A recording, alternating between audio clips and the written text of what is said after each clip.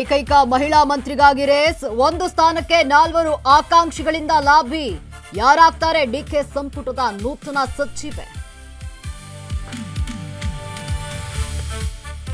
ತನ್ವೀರ್ಗೆ ಸಚಿವ ಸ್ಥಾನ ಸಿಗದಿರಲು ಸಿದ್ದುನೇ ಕಾರಣ. ಮಗನ ಭವಿಷ್ಯಕ್ಕೆ ತೊಂದರೆಯಾಗುತ್ತೆ ಅಂತ ದೋಖ. ಟಗರು ಹೆಸರುತ್ತದೆ ಹಳ್ಳಿ ಹಕ್ಕಿ ಆರೋಪ. ಬೆಂಗಳೂರಿನಲ್ಲಿ ರ್ಯಾಪಿಡೋ ವಿರುದ್ಧ ಆರ್ಟಿಒ ಸಮರ, ವಿಶೇಷ ಕಾರ್ಯಾಚರಣೆ ನಡೆಸಲು ನಿರ್ಧಾರ. ಅಕ್ರಮ ಬೈಕ್ಗಳಿಗೆ ಬೀಳಲಿದೆ ಪ್ರಹಾರ.